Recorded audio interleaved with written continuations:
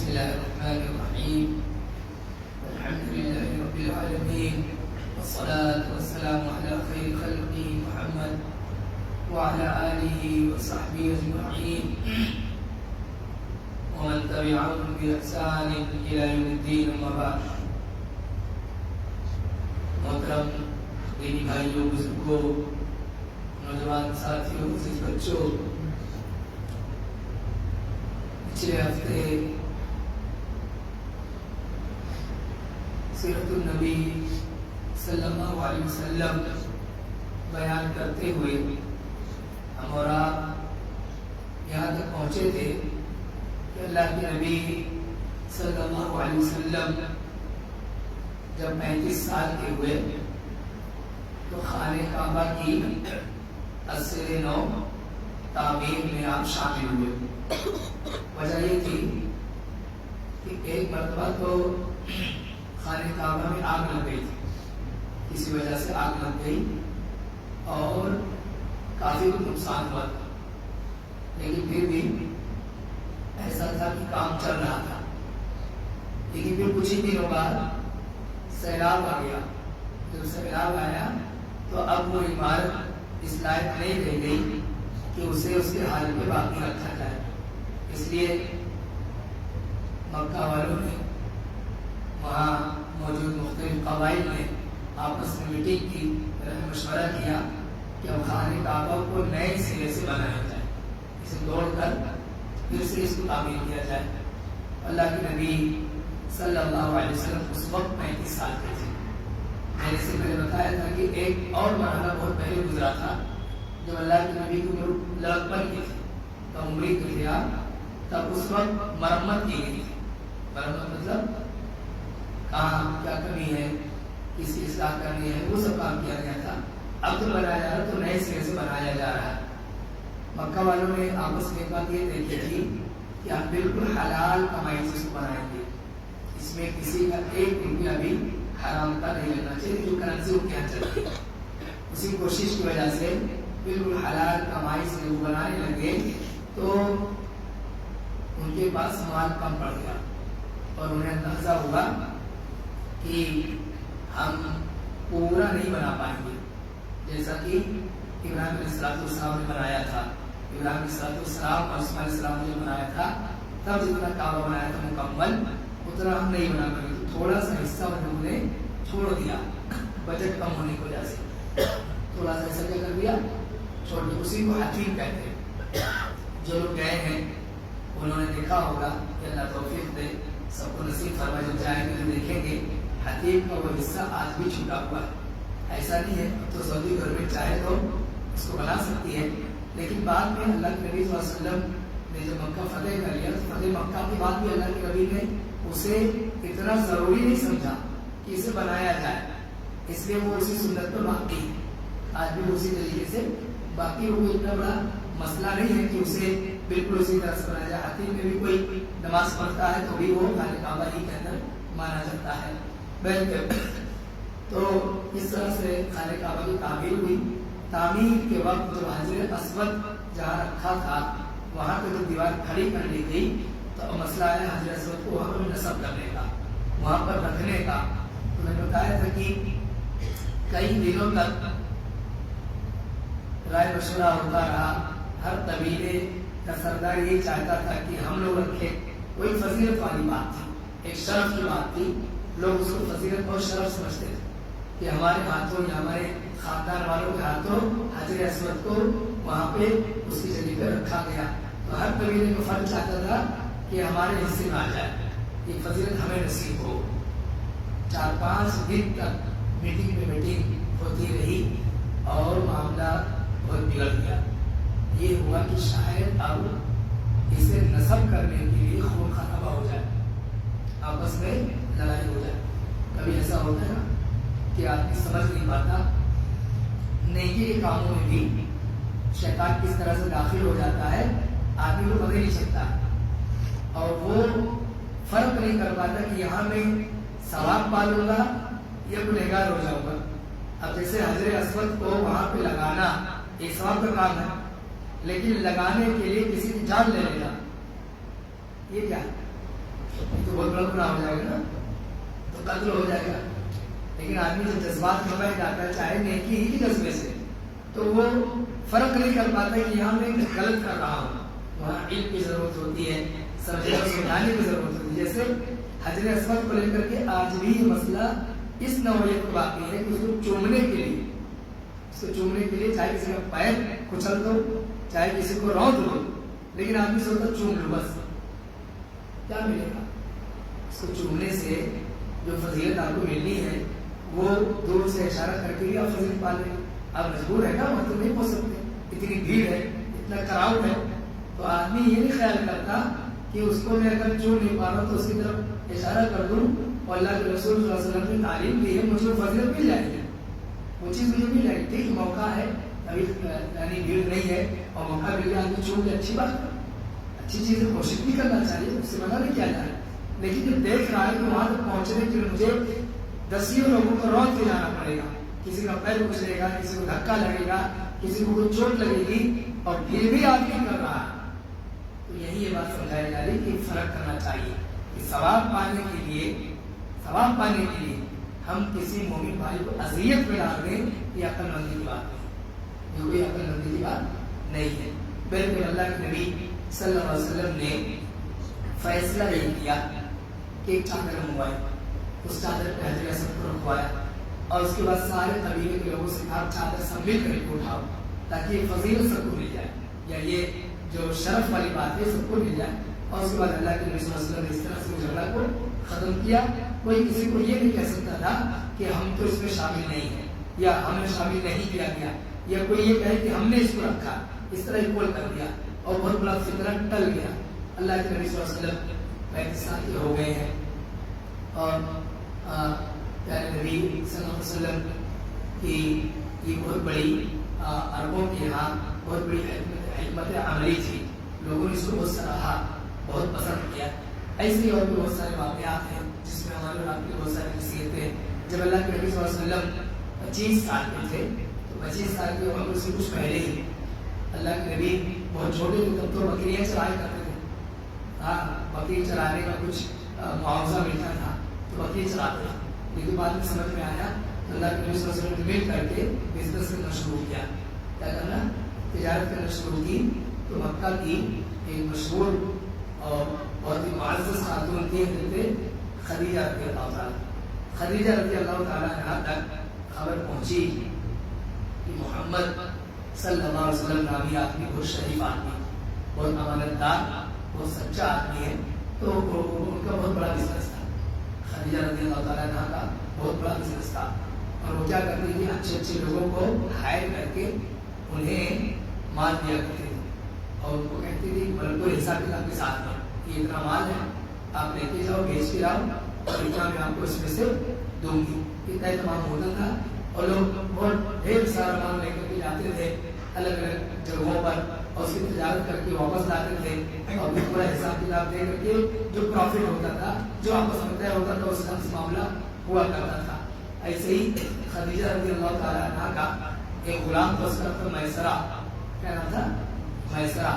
اس نے ذکر کیا، خدیجہ سے ذکر کیا کہ محمد صلی اللہ علیہ وسلم اس وقت نبی نے کیا تو کہا کہ محمد کو کام دو صلی اللہ علیہ وسلم. کیا کہا؟ ان سے کام لو، بہت امانتدار آدمی ہے. میسرہ کے بعد خدیجہ رضی اللہ تعالیٰ عنہ کو سمجھ گئے، بلوایا، اور میں نبی صلی اللہ علیہ وسلم کی ڈیل ہوئی کہ میں آپ کو جو مال دوں گی سامان تجارت ہوگا، آپ اس کو لے کے جائیں گے، بیچیں گے، اور بیچنے کے بعد واپس آئیں گے، اتنا اتنا آپ کا، اتنا ہمارا. پورا سب کو اہتمام ہوا، اور میسرہ کو ساتھ میں کر دیا کہ آپ جائیے. اللہ کے نبی صلی اللہ علیہ وسلم اور میسرہ دونوں تجارت کے سفر پہ روانہ ہوئے. راستے میں میسرہ آپ کی ایک ایک حرکت اور آپ کے ایک ایک عمل سے بڑا متاثر ہوتے ہیں. دیکھتے ہیں آپ کی بولنے کا انداز، آپ کا اپنے ساتھی کو خیال رکھنے کا انداز، کوئی ملے تو اس سے خوش اخلاقی سے پیش آنے کا انداز، اور ذہانت آپ کی، یعنی بزنس بھی کیا نا تو آپ کی کمانے کا طریقہ، جو سامنے والا جو پارٹی ہے خریدنے والا، اس سے آپ کے معاملہ، ایک ایک چیز کو نوٹس کیا.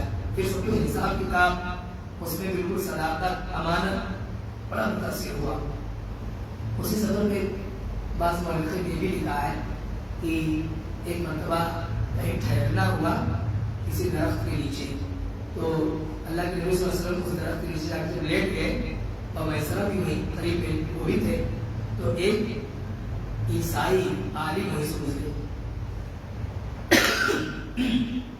اور عیسائی عالم نے جب انہیں دیکھا محمد صلی اللہ علیہ وسلم کو بہت غور سے دیکھنے لگا، اور دیکھنے کے بعد میسرہ کے پاس آیا اور کہا بھائی تمہیں ایک بات بتاؤ، یہ جو درخت ہے اس درخت کے نیچے نبی سویا کرتے ہیں، یعنی بہت پہلے سے درخت ہے اور ایسا بہت پہلے ہوا ہے کہ اس کے نیچے آرام اتفاق سے نبی ہی کیا کرتے ہیں، یہ آدمی جو آپ کے ساتھ میں ہے یہ آپ کی قوم کا نبی ہوگا، آپ کی قومی کا رسول نبی ہوگا۔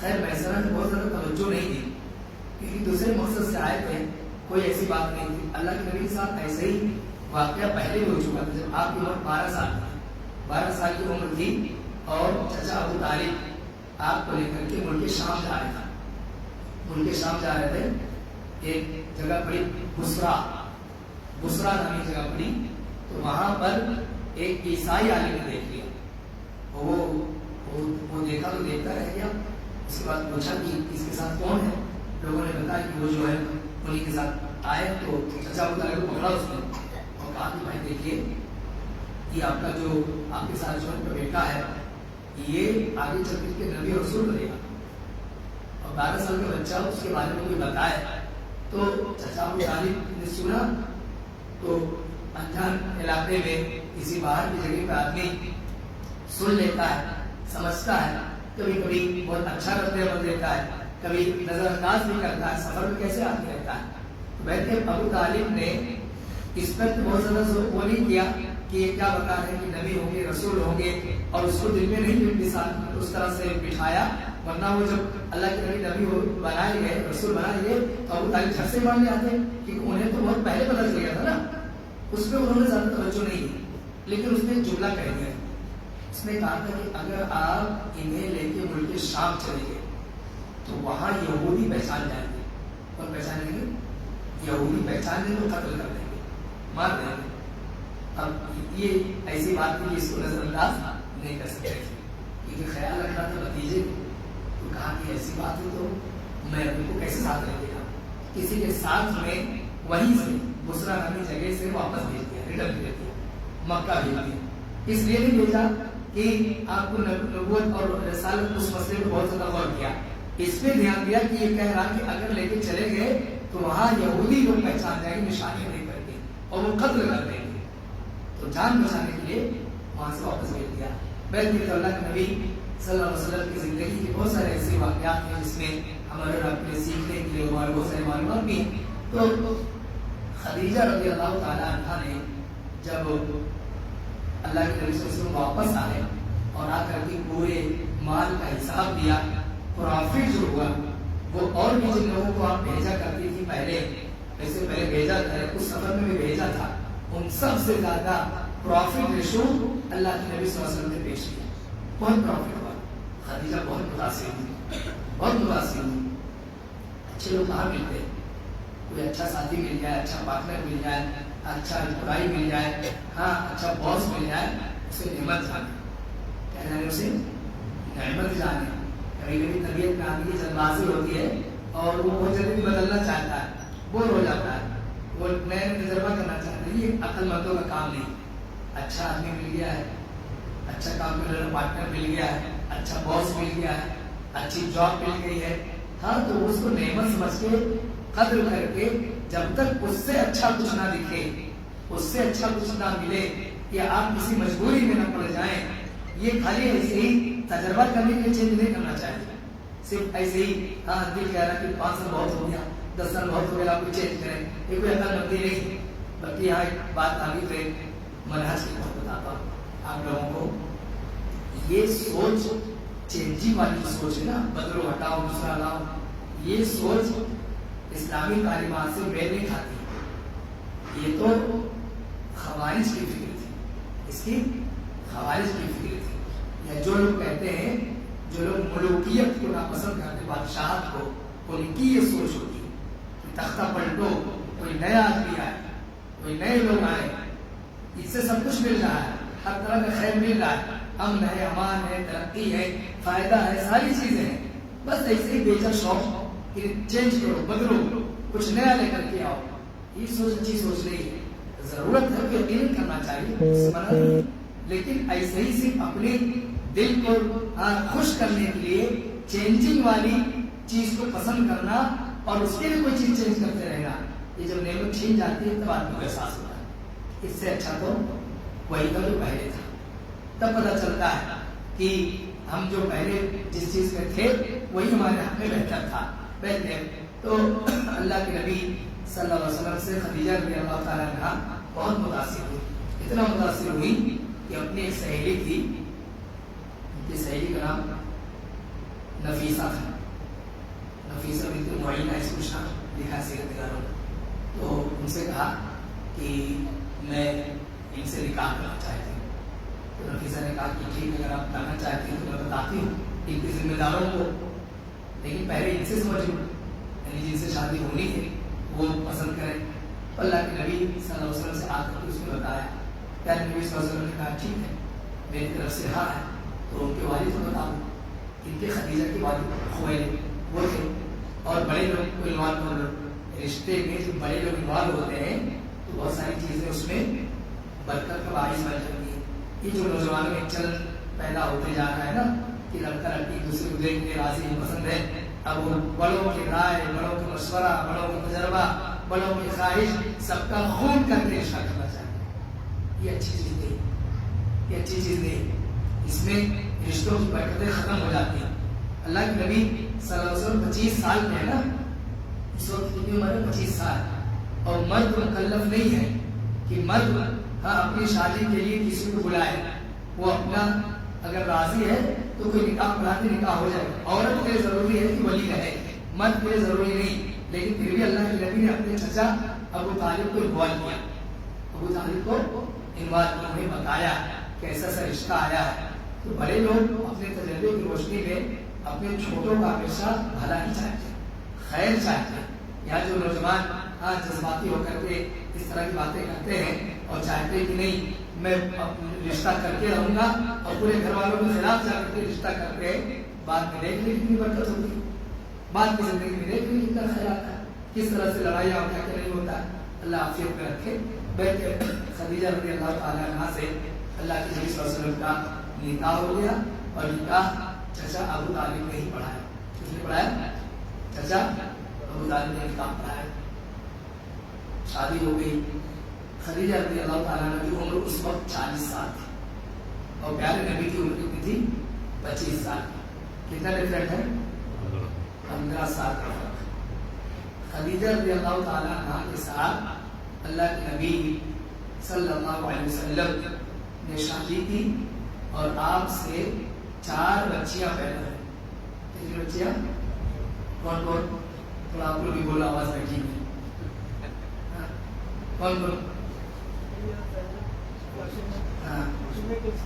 رقیہ، زینب، ام کلثوم اور فاطمہ رضی اللہ عنہ. 4 بچیاں اور 2 بیٹے پیدا ہوئے. بیٹوں کا نام بتاؤ. ابراہیم اور قاسم اور ابراہیم. تو طیب طاہر کون تھے؟ طیب طاہر کو سنتے ہیں نا ہم لوگ. یہ ابراہیم کا لقب تھا. ابراہیم اور قاسم کسی دونوں میں سے کسی کا لقب تھا، طیب اور طاہر، جس کو نک نیم کہہ سکتے ہیں. یہ بولتے تھے تو طیب بھی بولتے تھے اور طاہر بھی بولتے تھے. اللہ کے نبی صلی اللہ علیہ وسلم کے سارے بچوں کا انتقال آپ کی زندگی میں ہو گیا سوائے فاطمہ. یہ بھی بہت بڑی آزمائش ہے، بہت بڑی آزمائش کہ اپنے بچوں کو آپ اپنے آنکھوں کے سامنے فوت ہوتا ہوا دیکھیں. ایک باپ کے لیے معمولی مسئلہ نہیں رہتا ہے، لیکن اللہ کے نبی کو اللہ نے کتنا صبر دیا تھا، کتنا صبر دیا تھا. سارے بچوں کا انتقال آپ کی زندگی میں ہوا سوائے فاطمہ رضی اللہ تعالیٰ عنہ. بہتر خدیجہ رضی اللہ تعالیٰ عنہ بہت سمجھدار، بہت شریف اور بہت ذہین عورت تھی، بہت ذہین عورت تھی.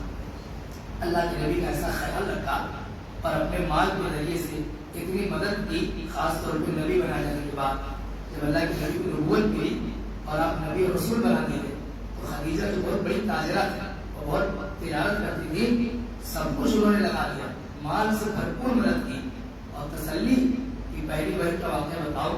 اللہ کے نبی صلی اللہ علیہ وسلم نے جب دیکھا مکہ کی بلندیاں، نیکیوں اور خیر کے کاموں میں شامل رہتے تھے، مکہ والے کوئی خیر کا کام کرتے، بھلائی کا کام کرتے تو اللہ کے نبی پیش رہتے، لیکن جو برائیاں دیکھتے تھے اڑتے تھے. کہیں دیکھے کچھ لوگ بیٹھ کے جوا کھیل رہے ہیں، کہیں دیکھا کچھ لوگ بیٹھ کے شراب پی رہے ہیں، کہیں بعض گھروں میں زنا ہوتا تھا، وہاں سے کبھی اللہ کے نبی گزرتے یا خبر ملتی تو بہت اڑتا تھا دل کہ یہ سب کیا ہے، اخلاقی برائیاں ہیں، گراوٹیں ہیں، یا کہیں دیکھا کوئی کسی کو سورج کے نیچے دبایا جا رہا ہے. ہاں یہ جذبہ کم ہوتا تھا کہ ایسے فری میں مدد کرو لوگوں کی، تو اس کی بے چینی رہتی تھی. اللہ کے نبی صلی اللہ علیہ وسلم مکہ سے 2 میل کے فاصلے پر حرا نامی پہاڑ، 2 میل یعنی تقریباً 5 سے 6 کلومیٹر اتنا دور پہاڑ ہے حرا. حرا پورے پہاڑ کا نام، اس کے ایک حصے کو غار حرا کہتے ہیں. اس حصے کو کیا کہتے ہیں؟ غار حرا. وہی اللہ کے نبی صلی اللہ علیہ وسلم جاتے تھے اور بعض سیرت نگاروں نے لکھا کہ اکثر رمضان کے مہینے جاتے ہیں. کون سے مہینے میں؟ رمضان کے مہینے میں کئی دن کا کھانا پانی انتظام کر کے چلے جاتے. کھانا کیا؟ کوئی ستو لیے رہتے تھے، ستو سو گھول کر کے اور وہی کھا لیتے تھے اور پانی وغیرہ پی لیتے تھے، وہی ہو جاتا تھا. ایک طریقے سے وہ ایسی غذا تھی جو جلدی خراب نہیں ہوتی تھی. اب فریج وغیرہ کا زمانہ تو تھا نہیں کہ کوئی سے لے کے جاؤ اسٹور کر کے رکھ لو، تو اس وقت ایسی غذا ساتھ میں لے کے چلتے تھے جو کئی دن چل جائے اور وہ خراب نہ ہو. اس کو 2-3 طرح سے اس کا استعمال کیا جا سکتا. زیادہ پانی ڈال دے تو وہ شربت جیسا بن جاتا تھا، تھوڑا کم پانی ڈالے تو لڈو جیسا بن جاتا تھا، یا پانی نہیں ڈالے تو ایسے ہی بالکل بھاگ کر کے اس کو کھا لیتے تھے. الگ الگ طرح سے اللہ کے نبی صلی اللہ علیہ وسلم لے کے جاتے، کئی دن وہاں رہتے اور عبادت کرتے تھے. ابراہیم علیہ السلام کا جو طریقہ تھا اسی طریقے پر جو آپ کو ملا تھا، اسی طریقے پہ عبادت کی جاتی، اسی طریقے پہ اللہ کے نبی عبادت کرتے تھے اور چاہتے تھے کہ کوئی سجھاؤ مل جائے، کوئی طریقہ مل جائے جس کی طرف میں لوگوں کو بتاؤں اور بلاؤں اور رہنمائی کروں کہ ایسا کرو. مقبول تو تھے، اللہ کے نبی کو سارے لوگ پسند کرتے، لیکن اب بتائیں تو کیا بتائیں، لوگوں کو کہاں سے شروعات کریں. یہ آپ کی جو دل کی سچی طلب تھی کہ آپ لوگوں کو صحیح راستہ بتانا چاہتے تھے. اس کی برکت یہ ہوئی کہ اللہ تعالیٰ نے جبریل علیہ السلام کو بھیجا قرآن پڑھنے کے. جبریل علیہ السلام آئے اور کہا اقرأ باسم ربک الذی خلق. اللہ کے نبی کے لیے تو بہت نئی چیز تھی، پہلی مرتبہ کسی کو دیکھ رہے ہیں، وہ بھی کہہ رہے کہ پڑھو. تو اللہ کے نبی نے کہا کہ مجھے پڑھنا نہیں آتا ہے. پھر سے کہا پڑھو، اور بس سیرت نگاروں نے کہا کہ گلے لگا کے دبایا زور سے اور کہا پڑھو. تیسری مرتبہ جبریل نے پھر پڑھا اور جبریل نے کہا کہ اقرأ باسم ربک الذی خلق، یہ پڑھو. پھر وہ اللہ کے نبی کے زبان پہ جاری ہو گیا اور دل میں وہ چیز بیٹھ گئی. اللہ کے نبی صلی اللہ علیہ وسلم پڑھنے بھی لگے اور وہ چیز یاد بھی ہو گئی. پہلے اللہ کے نبی کو ٹینشن ہوتا تھا، جیسے جبریل آئے 10 آیت 15 آیت ایک سورت سنا کے چلے گئے تو اللہ کے نبی صلی اللہ علیہ وسلم فوراً اس کو دہرانے لگتے تھے. بھول جاتے کیا کرتے تھے؟ دہرانے لگتے تھے نا بھائی، وہ تو اپنے کام پہ نہیں چلے گی. آئے اب اللہ کے نبی کو آپ کے لوگوں کو بتانا ہے نا، سارے لوگوں کو آپ کو بتانا ہے. تو اللہ نبی صلی اللہ علیہ وسلم اس کو جلدی دہرانے لگتے تھے تاکہ کہیں ایسا نہ ہو میں اس کو بھول جاؤں، اور اگر بھول گیا تو جا کر کے لوگوں کو کیا بتاؤں گا. تو اللہ کے نبی صلی اللہ علیہ وسلم کی اس بے چینی اور آپ کے اس فیلنگ کو اللہ تعالیٰ نے تسلی دی اور کہا کہ نبی آپ کے ساتھ ایسا نہیں ہوگا. سورہ قیامہ میں اللہ تعالیٰ نے اس کو ذکر کیا ہے، نبی صلی اللہ علیہ وسلم کی اس کیفیت کو جو آپ کی ہو جائے کرتی. چنانچہ اللہ تعالیٰ نے کہا لا تحرک به لسانک لتعجل به، کہ آپ جلدی اپنی زبان کو نہ چلاؤ، یعنی فوراً سے پڑھنے نہ لگو. کیوں؟ تاکہ یہ اس ڈر سے کہیں بھول نہ جاؤ. ایسا نہ کرو. ان علینا جمعہ وقرآن، ہماری ذمہ داری ہے کہ آپ کے دل پہ وہ محفوظ رہے گا اور پھر آپ آگے پڑھ کے سنا دے جائیں گے. کس کی ذمہ داری ہے؟ ہماری. اس کے باوجود بھی نبی کریم صلی اللہ علیہ وسلم قرآن کا بار بار مدارسہ کرتے تھے، اس کو ریپیٹ کرتے تھے، اور تہجد کی نماز میں لمبی لمبی صورتیں پڑھتے تھے تاکہ وہ چیزیں کیا رہیں، یاد رہیں۔ خیر اللہ کی طرف سے خاص مدد تھی۔ اب اللہ کے نبی صلی اللہ علیہ وسلم وہاں سے آئے تو بہت گھبراہٹ میں آئے، بہت گھبراہٹ۔ خدیجہ رضی اللہ تعالیٰ عنہ سے کہا زملونی زملونی، مجھے کوئی چادر اڑا دو، مجھے کوئی چادر اڑا دو۔ انہوں نے اڑایا چادر، تھوڑی تسلی ہوئی تو پھر خدیجہ کو پورا واقعہ بتایا، ایسا ایسا میرے ساتھ میں آج ہوا۔ خدیجہ رضی اللہ تعالیٰ کا اچھا گھبراؤ نہیں، انہوں اللہ کے نبی نے یہاں تک کہہ دیا کہ مجھے ڈر لگ رہا کہیں میں ہلاک نہ ہو جاؤں۔ تو خدیجہ رضی اللہ تعالیٰ نے کہا نہیں، ہلاک کیسے ہوں گے؟ آپ ہلاک نہیں ہوں گے۔ کیوں نہیں ہلاک ہوں گے؟ آپ رشتے داری نبھاتے، آپ کمزوروں کا خیال رکھتے ہیں، آپ جو لوگ کماتے نہیں ہیں ان کو کما کر کے دیتے ہیں، یعنی ان کے راشن کا پانی کا آپ انتظام کرتے ہیں، مہمان کی مہمان نوازی کرتے ہیں، کئی خوبیاں کیا ہیں۔ یہ سب آپ کے کام ہیں جو آدمی سماج معاشرے کے لیے اتنا مفید ہو، اللہ تعالیٰ اس کو ہلاک کیسے کر دے گا؟ تو اللہ کے نبی کو تھوڑی تسلی ہوئی، اور واقعی یہ سب چیزیں ایسی ہیں کہ ہم اپنی جان مال عزت آبرو بزنس گھر دکان سب کی حفاظت اگر چاہتے ہیں نا تو یہ کام کیا کریں۔ مہمان آئے خوشدلی سے استقبال کریں، خرچہ ہوگا 2-5 ہزار خرچ کریں، ہاں رشتے داری نبھائیں، لوگوں کا خیال رکھیں، یتیم مسکین محتاج بیوہ سب پہ خرچ کریں، اس یقین کے ساتھ کہ اللہ تعالیٰ ہماری مکمل حفاظت کرے گا۔ یہ سچی بات، یہ پکی بات، یہ تجربے کی بات، یہ قرآن حدیث کی بات، اور اس لیے یہی عقل مندی ہے کہ ہم اس کو ایسا ہی مان لیں کہ اس سے اللہ تعالیٰ ہماری حفاظت کرے۔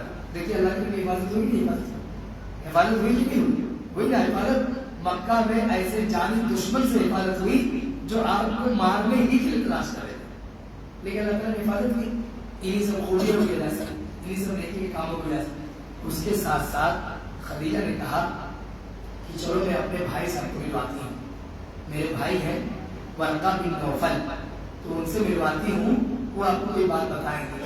ورقہ بن نوفل کے پاس لے کے گئی اور اللہ کے نبی صلی اللہ علیہ وسلم نے جب پوری کیفیت بتائی تو ورقہ بن نوفل عالم تھے، وہ سمجھ گئے کہ یہ نبی اور رسول بنا دیے گئے۔ تو ورقہ بن نوفل نے کہا کہ آپ کو نبوت کے لیے آپ نبی اور رسول بنائے گئے ہیں، اور کاش میں اس وقت پر زندہ ہوتا جب تمہاری قوم تمہیں مکے سے نکال دی، کاش میری حیات اس وقت تک ہوتی۔ اللہ کے نبی نے جب یہ سنا کہ میرے لوگ مجھے میرے علاقے سے نکال دیں گے، میرے گھر سے نکال دیں گے، مجھے مکہ چھوڑنا پڑے گا، تو وہ بہت بڑی بات ہے۔ جہاں لوگ چاروں طرف سلام کرنے والے ہوں، ملنے ملانے والے ہوں، محبت کرنے والے ہوں، آپ کو اپنے معاملات میں جج اور حکم بنانے والے ہوں، ان لوگوں کے بارے میں ورقہ بن نوفل کیا کہہ رہے ہیں کہ یہ لوگ آپ کو یہاں سے نکال دیں گے۔ بلکہ اللہ کے نبی کو احساس ہوا کہ مجھ پر کتنا بھاری بوجھ اتارا گیا ہے اور کتنی بڑی ذمہ داری مجھے اتار دی گئی ہے کہ سارے لوگوں کو ایک اللہ کی طرف بلانا ہے۔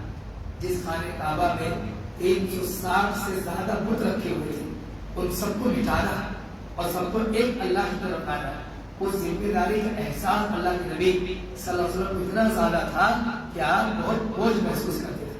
تو اللہ تعالیٰ نے ایک نسخہ دیا۔ نسخہ کیا دیا؟ تہجد کی نماز پڑھا کرو، اللہ کا ذکر کیا کرو، اور دعوت کی ترتیب بتائی کہ نہیں آپ کو ایسے ہی نہیں دعوت دینا ہے، سب سے پہلے آپ ایسا کرو کہ اپنے قریبی لوگوں کو دعوت دو۔ وَأَنذِرْ عَشِيرَتَكَ الْأَقْرَبِينَ، اپنے جو قریبی لوگ ہیں پہلے ان کو بتاؤ، اور راز والے انداز میں دعوت کرو، چپکے چپکے دعوت کا کام کرو۔ ایک بھی جا کے سب کے سامنے اعلان نہیں کرنا ہے، دشمن بڑھانا نہیں ہے، اعلان کرنے سے دشمن بن جائے۔ اللہ کی طرف سے گائیڈ لائن آئی، اس حساب سے اللہ کی طرف سے اس کو آگے بڑھنے لگے۔ اس سے بات اور بتاؤ، ہر حق بات، ہر درست بات، ہر سچی بات ایسے ہی بغیر حکمت کے کہیں بھی نہ بتاؤ۔ توحید کے کلمے سے بڑھ کے کیا ہے؟ سب سے بڑا کلمہ تو توحید ہے نا، لیکن اس میں بھی ترتیب ہے۔ کیا کہ اللہ تعالیٰ نے پہلے وَأَنذِرْ عَشِيرَتَكَ الْأَقْرَبِينَ، اپنے قریبی رشتہ داروں کو پہلے بتاؤ۔ یہ بات مانیں گے تو اچھا، نہیں تو جان نہیں لے لیں گے۔ قریبی ہے نا، خولی رشتہ ہے، بات مان تو اچھی بات ہے، اگر نہیں مانیں گے تو یہ آپ کے دشمن نہیں بن جائیں گے، الا ماشاء اللہ۔ بات الگ ہے، ابو لہب دشمنی کر گیا تھا، ابو لہب نے ستایا بھی، پریشان بھی کیا، لیکن اکثر لوگ جو ایمان نہیں لائے ان کی طرف سے کوئی مورچہ نہیں کھولا گیا، اور آہستہ آہستہ لوگ اسلام میں آنے لگے۔ خدیجہ رضی اللہ تعالیٰ عنہ ایمان لیا، علی رضی اللہ تعالیٰ عنہ ایمان لیا، ایسے ہی اللہ کے نبی صلی اللہ علیہ وسلم کے دوست ابو بکر صدیق رضی اللہ تعالیٰ عنہ ایمان لیا، اور ابو بکر کام پہ لگ گئے۔ ابو بکر کی پہچان کی شناخت تھی، ابو بکر رضی اللہ تعالیٰ عنہ نے سمجھانا شروع کیا اپنے ساتھیوں کو، اس میں سے 6 لوگ ایمان لائے۔ کتنے ایمان لائے؟ 6 لوگ۔ ایسے آہستہ آہستہ دعوت کا کام شروع ہوا۔ انشاءاللہ مزید باتیں اگلے درس میں آئیں گی۔ اللہ تعالیٰ سے دعا ہے جو باتیں اس میں ہمیں سیکھنے کے لیے مل رہی ہے، اللہ تعالیٰ ہمیں اس پر عمل کرنے کی توفیق عطا فرمائے۔ آمین۔ تقبل منکم۔ السلام علیکم ورحمۃ اللہ۔